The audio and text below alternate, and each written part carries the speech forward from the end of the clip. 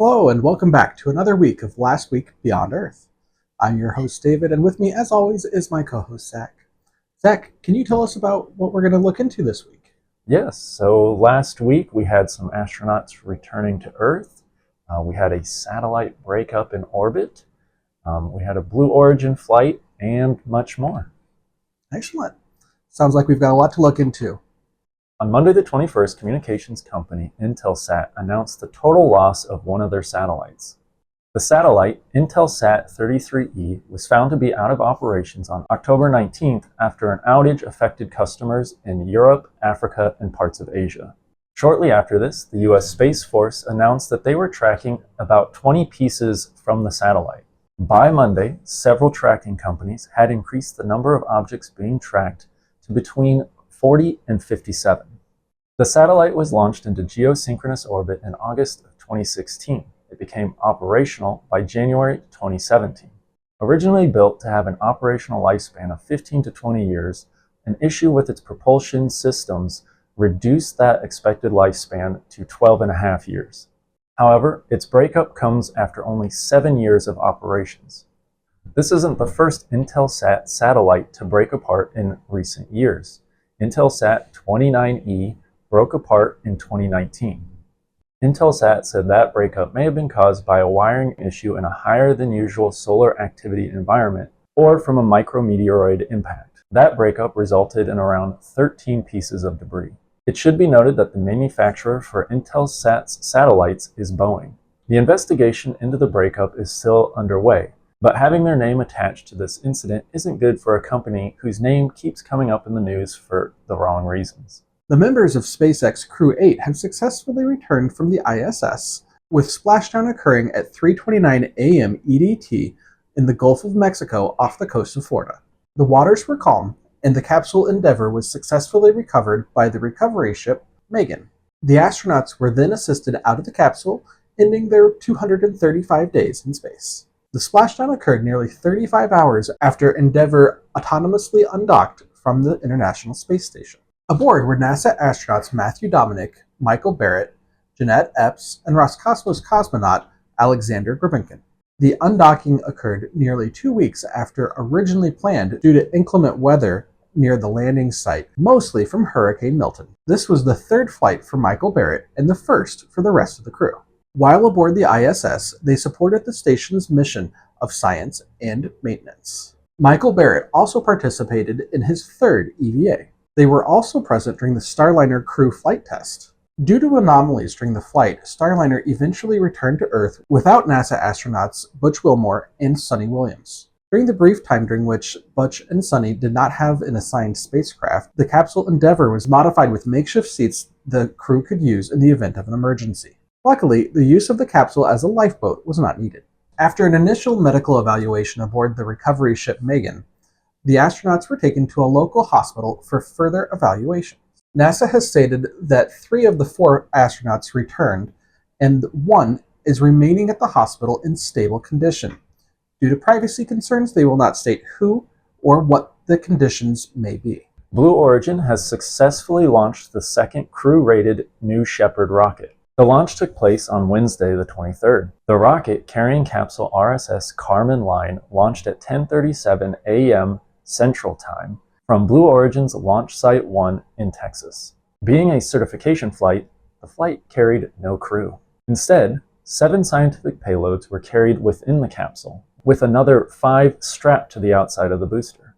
Additionally, the capsule carried thousands of postcards as part of Blue Origin's Postcards to Space program. This program allows children to send in postcards, which are flown to space, and then returned to the children with a little stamp on it that says, "Flown to space." Both booster and capsule successfully landed after a short suborbital flight.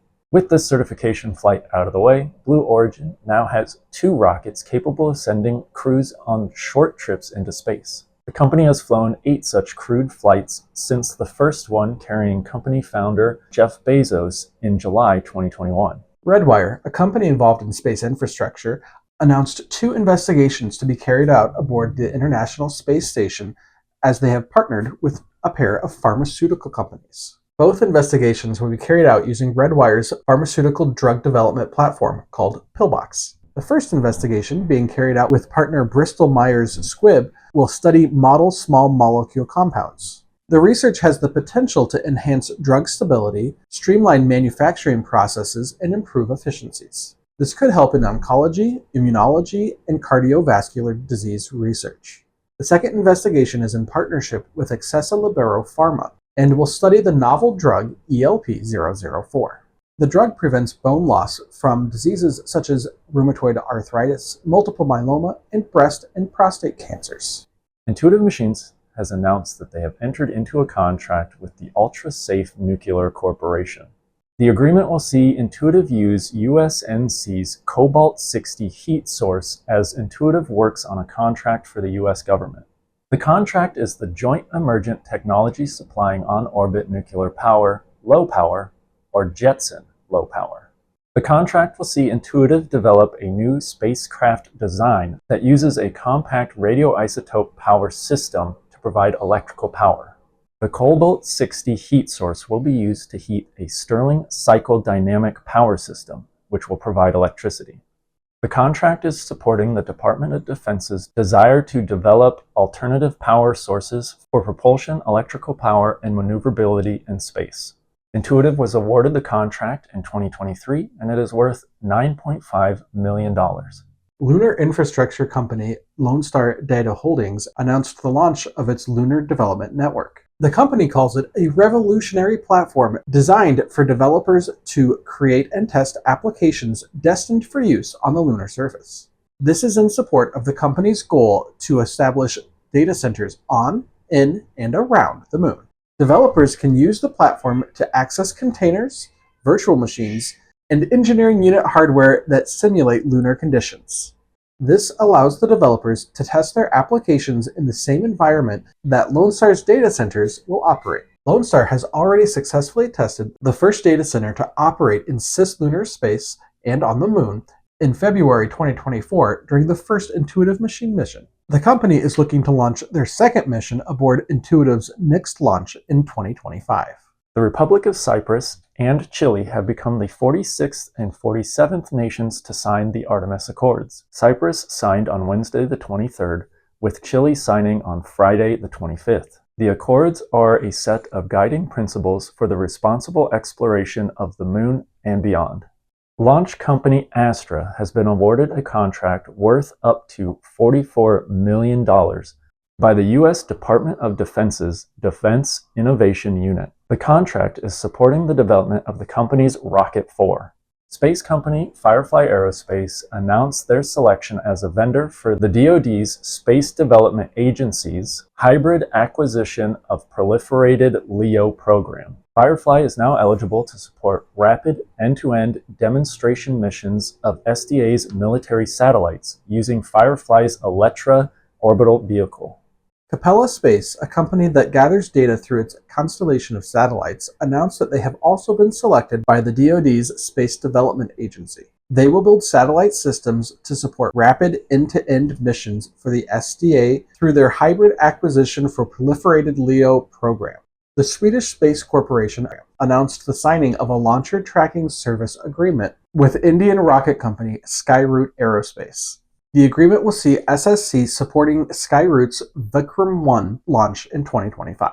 Satellite manufacturer Sidus Space announced the completion of a milestone of their LizzieSat NL, a laser communications satellite for the Netherlands organization. The milestone achieved is the critical design review, which means that the company can now go on to making the satellite. Okay, there's another episode done. David, what caught your eye this week? Yeah, I think one of the biggest news is that Crew 8 has made their return. They were able to make it back mostly safely, but the recent news that one of them is in stable condition at the hospital is always a bit concerning. Of course, we don't know anything further, so it's hard to speculate really exactly what happened or how serious the issue is. But fingers crossed that everything turns out for the best. It's just it's unusual for that extra hospital visit. So. So hopefully everything works out for whichever astronaut it is that wasn't feeling well, I guess. And then the other thing is that the research that Redwire is doing with the pharmaceutical companies is really interesting to me. The idea that you can get perhaps like a different result by working in space and really streamline those processes, maybe get more rapid testing done of some kind on different pharmaceuticals. That's super interesting. Hopefully all of that ends up working out well and their pillbox proves successful. What about you? The satellite breakup is kind of interesting, you know. Yeah. I'm interested to hear if they ever figure out what might have caused that. You know, satellites don't tend to just explode, blow up, but maybe this one did. You know, and Boeing's name being attached to it, kind of unfortunate for them. Yeah. And then, hello. And then Blue Origin, their second crew-rated new Shepard rocket. That's interesting. You know, space tourism, kind of maybe not that important, but it's still something that's going on. It's happening. Maybe one day we can get a ride. Maybe Jeff Bezos will see this video and decide to give us a couple tickets so we can experience getting to space. Who knows?